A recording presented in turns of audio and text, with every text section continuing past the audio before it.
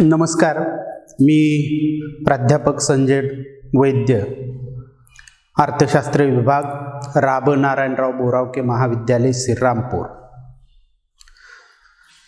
MA भाग 2 अर्थशास्त्र semester 3 यासाठीच्या अनिवार्य पेपर आहे संशोधन पद्धती, आणि त्या पेपरमधील आजचा व्हिडिओ लेक्चरचा घटक आहे प्रश्नावलीचे प्रकार, टाइप्स ऑफ क्वेश्चनरी। की यापूर्वीच्या व्हिडिओ लेक्चरमध्ये प्राथमिक तथ्य संकलनाच्या प्रत्यक्ष आणि अप्रत्यक्ष पद्धती पाहिल्या। प्रत्यक्ष पद्धतीमध्ये निरीक्षण, मुलाखत, अनुसूची या 3 पद्धतीचा समावेश होतो, आणि प्राथमिक तथ्य सामग्री संकलित करण्याची अप्रत्यक्ष पद्धती म्हणून प्रश्नावली या पद्धतीचा समावेश होतो। सामाजिक संशोधनामध्ये व्यापक स्वरूपात सखोल अध्ययन विषयासंदर्भात मोठ्या प्रमाणात माहिती संकलित करण्यासाठी प्रामुख्याने प्रश्नावलीच्या माध्यमातून अशी माहिती गोळा केली जाते। म्हणून सामाजिक संशोधनात प्रश्नावलीला अतिशय महत्त्व दिलं जातं। प्रश्नावली ही एक अभ्यास विषयासंदर्भात क्रमबद्ध, सुव्यवस्थित प्रश्नांची तालिका आहे, यादी आहे, लिस्ट ऑफ क्वेश्चन। की अभ्यास विषयाचं स्वरूप, अभ्यास विषयाचे उद्दिष्ट, तथ्याचे स्रोत, अध्ययन पद्धती विचारात घेऊन अभ्यास विषयासाठी कोणती माहिती उपयुक्त आहे त्या संदर्भात क्रमबद्ध प्रश्नांची जी यादी तयार केली जाते, त्या क्रमबद्ध प्रश्नाच्या यादीच्या माध्यमातून उत्तरदात्याकडून लिखित स्वरूपात उत्तरं प्राप्त केली जातात। अशा स्वरूपाची रचना त्याला आपण प्रश्नावली असं म्हणतो। की आता प्रश्नावलीचा अर्थ पाहिला, व्याख्या पाहिल्या, स्वरूप पाहिलं, वैशिष्ट्य पाहिली, उद्दिष्ट पाहिली किंवा महत्त्व पाहिले। आता आपल्याला विद्यापीठाच्या परीक्षेमध्ये प्रश्नावली म्हणजे काय आणि प्रश्नावलीचे प्रकार सांगा असा प्रश्न विचारला जातो। मग या प्रश्नाच्या अनुषंगानं आपल्याला या घटकामध्ये चर्चा करायची आहे की प्रश्नावलीच्या प्रकाराबाबत, की प्रश्नावलीचे प्रकार किती असावेत किंवा प्रश्नावलीचं वर्गीकरण कशा पद्धतीनं केलं जावं याबद्दल तज्ज्ञामध्ये किंवा अभ्यासकामध्ये एकवाक्यता दिसून येत नाही, भिन्नता दिसून येते। म्हणजे प्रश्नावलीत विचारल्या जाणाऱ्या प्रश्नांच्या स्वरूपावर, की प्रश्नावलीचे प्रकार कसे पाडले जातात, की प्रश्नावलीमध्ये जे प्रश्न विचारले जाणार आहेत त्या प्रश्नांचं स्वरूप आणि अभ्यास विषयाचे किंवा त्या प्रश्नांची मांडणी, की प्रश्न कशा स्वरूपाचा आहे आणि तो प्रश्न प्रश्नावलीत कशा पद्धतीनं मांडला आहे यावरून प्रश्नावलीचे प्रकार पडतात। जरी तज्ज्ञामध्ये प्रश्नावलीच्या वर्गीकरणाबाबत म्हणजेच प्रकाराबाबत मतभिन्नता असली तरी प्रश्नावलीत कोणत्या स्वरूपाचे प्रश्न विचारले जातात आणि ते कशा पद्धतीनं मांडले जातात यावरून प्रश्नावलीचे प्रकार पाडले जातात। संशोधन समस्येचं स्वरूप म्हणजे संशोधनासाठी जो विषय निवडलेला आहे तो कशा स्वरूपाचा आहे, अभ्यासाचं उद्दिष्ट काय आहे, तथ्य संकलनाचे स्रोत कशा स्वरूपाचे आहेत, संशोधन म्हणजे अभ्यासासाठी कोणत्या पद्धतीचा अवलंब केला आहे यावरून प्रश्नावलीत कशा स्वरूपाचे प्रश्न असतात हे विचारात घ्यावं लागतं। म्हणजे की संशोधन समस्येचं स्वरूप आणि अभ्यासाची उद्दिष्ट याचा विचार करून संशोधक कशा स्वरूपाचे प्रश्न तयार करतो आणि ते प्रश्न प्रश्नावलीमध्ये कशा स्वरूपात मांडतो यावरून संशोधन म्हणजे प्रश्नावलीचे प्रकार आपल्याला पाडता येतात। परंतु प्रश्नावलीतील प्रश्नांचं स्वरूप कसं असावं याबद्दल अनेक तज्ज्ञांनी वेगवेगळी मतं मांडलीत, परंतु सामाजिक संशोधन करत असताना जनरली सामान्यपणे प्रश्नावलीमध्ये 3 स्वरूपाचे प्रश्न असतात। एक म्हणजे की परिचयात्मक माहिती संबंधीचे प्रश्न, की संशोधन समस्येसंदर्भात जे व्यक्ती असतात, घटक असतात, ज्याच्याकडून माहिती मिळवायचे त्याच्याशी इंट्रोडक्शन करणारे प्रश्न, तुमचं नाव काय, तुमचं वय काय, शिक्षण काय या संदर्भातले। सामाजिक संशोधनाचा विचार केला तर दुसरं प्रश्नाचं असतं उत्तरदात्याची सामाजिक आर्थिक पार्श्वभूमी संबंधीचे प्रश्न, की आपल्या अभ्यास विषयासंदर्भात जो माहिती पुरवणारा आहे त्याची सामाजिक आर्थिक शैक्षणिक परिस्थिती कशी आहे या जाणून घेण्याच्या दृष्टीनं विचारले गेलेले प्रश्न. आणि तिसरा प्रश्न असतो संशोधन समस्ये संदर्भात माहिती गोळा करणारे प्रश्न, की कुठलीही प्रश्नावली असेल तर प्रश्नावलीची रचना अशा पद्धतीनं असते उत्तरदात्याचा परिचय करून घेणे, उत्तरदात्याची एकंदर पार्श्वभूमी जाणून घेणे आणि अभ्यास विषयासंदर्भात महत्त्वपूर्ण वस्तुनिष्ठ तथ्य संकलन करण्याच्या दृष्टीनं प्रश्नांची रचना केलेली असते. म्हणजे या तीन की प्रश्नावलीमध्ये कशा स्वरूपाचे प्रश्न असतात, जरी वेगवेगळं मत असलं तर सामान्यपणे संशोधन समस्येच्या संदर्भात असणाऱ्या व्यक्ती समूह यांचा परिचय करून घेणं, संशोधन समस्येच्या संदर्भातील व्यक्ती यांची सामाजिक आर्थिक पार्श्वभूमी जाणून घेणं आणि संशोधन विषयासंदर्भात वस्तुनिष्ठ माहिती प्राप्त करण्याच्या दृष्टीनं प्रश्न विचारणं, अशा तीन स्वरूपाचे प्रश्न विचारले जातात. म्हणजे की संशोधन कार्य करत असताना प्राथमिक तथ्यसामुग्री प्रश्नावलीच्या साहाय्यानं प्राप्त करण्यासाठी प्रश्नावलीमध्ये ज्या पद्धतीचे प्रश्न विचारले जातात, ज्या स्वरूपाचे प्रश्न विचारले जातात आणि त्यांची मांडणी कशी केली जाते यावरून प्रश्नावलीचे प्रकार पडत असतात किंवा पाडले जातात. आणि सामान्यपणे सारासार विचार करता प्रश्नावलीचे प्रमुख 4 प्रकार सांगितले जातात.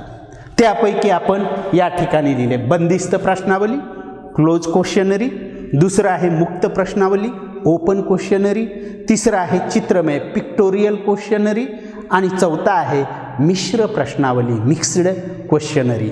असे प्रमुख 4 प्रकार पाडले जातात. याशिवाय श्रीमती पी व्ही यंग यांनी प्रश्नावलीचे 2 प्रकार सांगितलेत. एक म्हणजे संरचित प्रश्नावली आणि दुसरं असंरचित. तर प्राध्यापक लुडनबर्ग यांनी प्रश्नावलीचे 2 प्रकार सांगितले. तथ्यासंबंधीतील प्रश्न की तथ्य सामग्री गोळा करण्यासंदर्भातील प्रश्न आणि उत्तरदात्याचा ॲटिट्यूड म्हणजे अभिवृत्ती जाणून घेण्यासंदर्भाचे प्रश्न, यावरून प्रश्नावलीचे त्यांनी प्रकार पाडलेले आहेत. आपण एक प्रकाराच्या संदर्भात डिटेल माहिती घेऊ. आता बंदिस्त प्रश्नावली क्लोज इकॉनॉमी, की अशा प्रश्नावलीमध्ये असे प्रश्न विचारले जातात अभ्यास विषयासंदर्भात वस्तुनिष्ठ माहिती संकलित करण्यासाठी, जेव्हा प्रश्नावलीत प्रश्न विचारून त्या प्रश्नांची पर्यायी उत्तरं 2, 3, 4 पर्यायामध्ये जास्तीत जास्त 5 पर्यायामध्ये संशोधकच सुचवतो आणि उत्तरदात्याला त्या उत्तरापैकी योग्य वाटणाऱ्या उत्तराला टिक मार्क किंवा खूण चिन्हांकित करून ती भरावी लागते.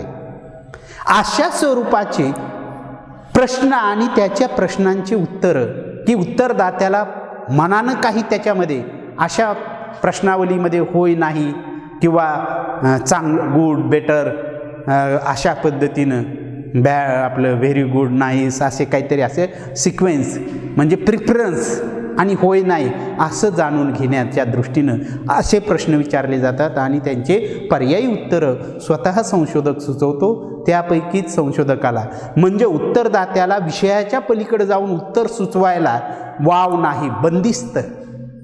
त्याच्यामुळं म्हटलंय की बंदिस्त प्रश्नावलीमध्ये प्रश्न विचारला जातो आणि त्या प्रश्नांचे बहुपर्यायी उत्तरं सुचवली जातात.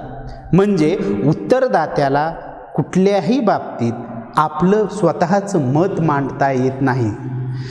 म्हणजे सांगायचं तात्पर्य की प्रश्नावलीमुळे उत्तरदात्याच्या प्रश्नाचे स्वरूप सहज समजते, की बंदिस्त प्रश्नावलीमुळं उत्तरदात्याला प्रश्नाचं स्वरूप सहज समजतं, काय विचारले हे समजतं. आणि या प्रश्नावलीचं वैशिष्ट्य म्हणजे जेव्हा प्रश्नावलीच्या माध्यमातून बंदिस्त प्रश्नावलीच्या माध्यमातून संशोधक माहिती गोळा करतो, त्या माहितीचं वर्गीकरण सारणीयन श्रेणीयन करणं सुलभ होतं. किंवा या बंदिस्त प्रश्नावलीच्या साहाय्यानं जी माहिती गोळा केली जाते त्या माहितीचं विश्लेषण करणं संशोधकाच्या दृष्टीनं सहज सोपं असतं. कारण होय किंवा नाही 100 लोकांची मुलाखत घेतली असेल, होय म्हणणारे किती होते आणि नाही म्हणणारे किती होते, लगेच त्याला असं बायफर्गेशन क्रूटनी करता येते. म्हणजे या दृष्टीनं आणि त्यामुळं या प्रश्नावलीच्या साहाय्यानं तथ्यसंकलन करत असताना किंवा हे करत असताना वेळ, श्रम, पैसे कमी खर्च पडतात. म्हणजे की या प्रश्नावलीमध्ये तथ्याचं विश्लेषण करण्याच्या दृष्टीनं सुलभता प्राप्त होते. आता आपण दुसरा प्रकार पाहू, ओपन प्रश्नावली, खुली प्रश्नावली. त्याला आपण मुक्त प्रश्नावली असं म्हणतो की या प्रश्नावलीमध्ये प्रश्न दिले जातात. विशेषतः अन्वेषात्मक संशोधनामध्ये असे प्रश्न विचारले जातात आणि त्या प्रश्नाच्या खाली 4-5 ओळी ठेवल्या जातात आणि उत्तरदात्याला त्याच्या आकलनानुसार, त्याच्या बुद्धीनुसार त्या प्रश्नाचं उत्तर लिहिता येतं. म्हणजे त्याच्यावर कसलंही उत्तरदात्याला पूर्ण स्वातंत्र्य दिलेलं असतं की प्रश्नाचं उत्तर त्याला माहिती असेल, त्याला वाटेल तो त्या ठिकाणी नोंदवू शकतो. मात्र मुक्त प्रश्नावलीच्या साहाय्यानं तथ्यसंकलन करत असताना वेगवेगळ्या उत्तरदात्यांनी वेगवेगळ्या स्वरूपाची माहिती दिलेली असते आणि त्या माहितीमध्ये मतभिन्नता असू शकते आणि अशा माहितीचं वर्गीकरण करणं किंवा तिचं विश्लेषण करणं हे जिकिरीचं असतं. परंतु जेव्हा अन्वेषात्मक संशोधन समस्येच्या मूळ कारणाचा शोध घ्यायचा असेल तर त्याला आपण अन्वेषात्मक संशोधन असं म्हणतो. अशा संशोधनामध्ये प्रामुख्यानं मुक्त प्रश्नावली जाणून घेतली आहे. या प्रश्नावलीच्या माध्यमातून अभ्यास विषयासंदर्भात सखोल माहिती, अभ्यास विषयासंदर्भात त्या उत्तरदात्याचे विचार, दृष्टिकोन किंवा त्याचं मत हे जाणून घेण्यासाठी ही प्रश्नावली दुसरी प्रश्नावली, तिसरी चित्रमय प्रश्नावली, पिक्टोरियल क्वेश्चनरी, की या प्रश्नामध्ये प्रश्न विचारले जातात आणि प्रश्नांची उत्तरं हे आकृतीच्या किंवा आलेखाच्या साहाय्यानं सुचवली जातात. उत्तरदात्याला योग्य असणाऱ्या आकृतीवर चिन्ह हे करावं लागतं. की असं फॉर एक्झाम्पल आपण घेऊ की सुखी कुटुंब कशाला म्हणायचं. एका ठिकाणी असे पालक दाखवलेत आणि 10-12 मुलं दाखवलेत तर त्याला सुखी कुटुंब म्हणता येईल का? नाही. तसं चित्र काढलं सिम्बॉलिक आणि एका ठिकाणी पाल्य काढलं, 1-2 आहेत आणि त्यांचं एकच मूल काढलं तर लहान कुटुंब, सुखी कुटुंब याचा संदेश त्याच्यातून मिळतो आणि उत्तरदाता टिकमार करतो. म्हणजे चित्रमय प्रश्नावलीमध्ये प्रश्नांची उत्तरं ही आकृत्या किंवा आलेखाच्या माध्यमातून विचारली जातात. या प्रश्नावलीचं वैशिष्ट्य म्हणजे अशिक्षित अज्ञानी व्यक्तीकडून तथ्यसंकलन करणं सोयीचं जातं. की त्यांना प्रश्न आणि उत्तरं आकृतीच्या माध्यमातून, चित्राच्या माध्यमातून, प्रतिकृतीच्या माध्यमातून सुचवले जातात आणि उत्तरं देखील तशाच पद्धतीने मिळवले जातात. या प्रश्नावलीचं स्वरूप देखील बंदिस्त प्रश्नावलीसारखंच असतं. उत्तरदात्याला फक्त त्या आकृतीवर टिकमार करायचं असतं. म्हणून ही प्रश्नावली विश्लेषणाच्या दृष्टीनं अतिशय महत्त्वाची आहे. आणि चौथा प्रकार जो आहे तो आहे मिश्र प्रश्नावली, की एखाद्या अभ्यास विषयाच्या संदर्भात अनेक स्वरूपाचे प्रश्न विचारावे लागतात. काही प्रश्न हे बंदिस्त स्वरूपाचे विचारावे लागतात तर काही प्रश्न हे खुल्या स्वरूपाचे, मुक्त स्वरूपाचे विचारावे लागतात. त्यामुळं त्या प्रश्नावलीमध्ये काही प्रश्न बंदिस्त स्वरूपाचे असतात तर काही प्रश्न मुक्त स्वरूपाचे असतात. अशा प्रश्नावलीला मिश्र प्रश्नावली असे म्हणतात. ही प्रश्नावली प्रामुख्यानं मोठ्या प्रमाणात तथ्यसंकलनासाठी वापरली जाते. हे झाले प्रमुख 4 प्रकार.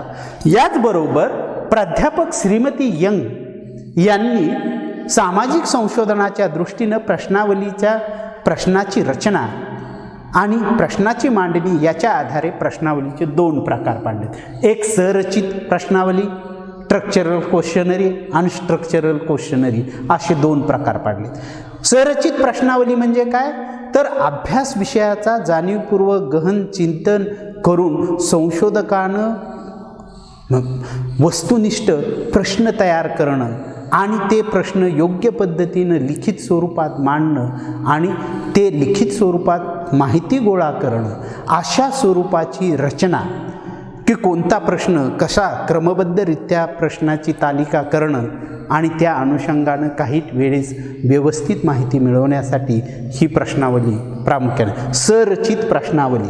तर सरचित प्रश्नावली अशा स्वरूपाची असते की त्यामध्ये सरचित प्रश्नात प्रश्न निश्चित असतात, सुस्पष्ट असतात, क्रमबद्ध असतात आणि संशोधन विषय कोणत्या विषयासंदर्भात आहेत ते स्पष्ट केलं जातं. अभ्यासाचा उद्देश विचारात घेऊन प्रश्न विचारले जातात आणि ही प्रश्नावली तयार करताना उत्तरदात्याला फार अभ्यास करावा लागतो. म्हणजे उत्तरदात्याची निवड देखील विचारपूर्वक करावी लागते. अशा प्रश्नावलीच्याद्वारे ही सर्व प्रश्नावली लिखित स्वरूपात असते आणि प्रश्नाची उत्तरं देखील लिखित असतात. प्रश्न हे देखील हेतुपूर्वक क्रमबद्ध पद्धतीनं सुव्यवस्थित विचारले जातात. अशा प्रश्नावलीला आपण काय म्हणतो? सरचित प्रश्नावली. या प्रश्नावलीतील प्रश्नांची संख्या निश्चित असते. तर दुसरी असरचित प्रश्नावली, याच्यातील प्रश्नांची संख्या निश्चित नसते. जेव्हा माहिती गोळा केली जाते तेव्हा तसतसे ते प्रश्न विचारले जातात, उपस्थित केले जातात आणि त्यामधून किंवा उत्तरदात्याला काही प्रश्न सुचवले जातात आणि त्या अनुषंगानं तो उत्तरदाता त्या प्रश्नांची उत्तरं लिहितो आणि पर्यायी प्रश्न अजून निर्माण करून त्याच्यात उत्तरे लिहिली जातात. अशा प्रश्नावलीला आपण असरचित प्रश्नावली म्हणतो.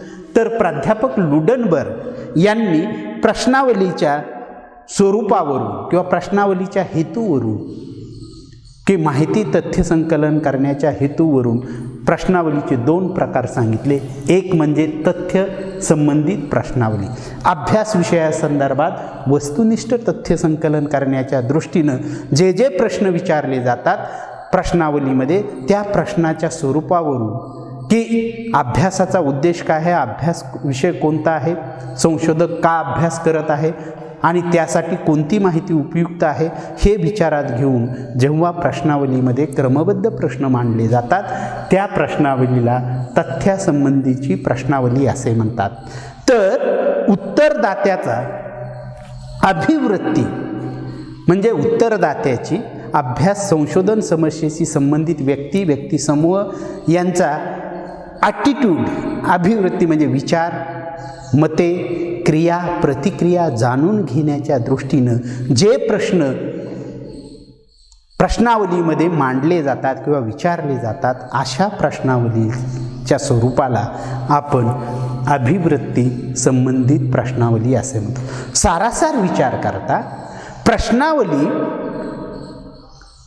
कोणत्या स्वरूपाचे प्रश्न विचारले जातात आणि त्या प्रश्नाची मांडणी कशी केली जाते, प्रश्नाच्या अनुषंगाने उत्तरे कशी मिळवली जातात, यांच्या उत्तराची मांडणी कशी आहे, यावरून एकंदर संशोधनामध्ये ज्या ज्या प्रश्नावलीचा वापर केला तो त्याची रचना केली जाते आणि त्या प्रश्नावलीच्या स्वरूपावरून प्रश्नावलीत मांडलेल्या प्रश्नांचं स्वरूप आणि प्रश्नांची मांडणी यावरून खऱ्या अर्थानं प्रश्नावलीचे प्रकार पडतात. विद्यापीठाच्या परीक्षेमध्ये आपल्याला असाच प्रश्न विचारला जातो, प्रश्नावली म्हणजे काय आणि प्रश्नावलीचे प्रकार सांगा. तर त्या ठिकाणी आपल्याला प्रश्नावलीचा इंट्रोडक्टरी भाग सांगावा लागतो आणि प्रश्नावलीच्या 2-3 व्याख्या द्याव्या लागतात आणि नंतर प्रश्नावलीचे प्रकार की प्रश्नावलीमध्ये विचारले जाणाऱ्या प्रश्नाचं स्वरूप आणि प्रश्नाची मांडणी याचा विचार करून प्रश्नावलीचे असे प्रकार हे 4-5 आपल्याला सांगावे लागतात.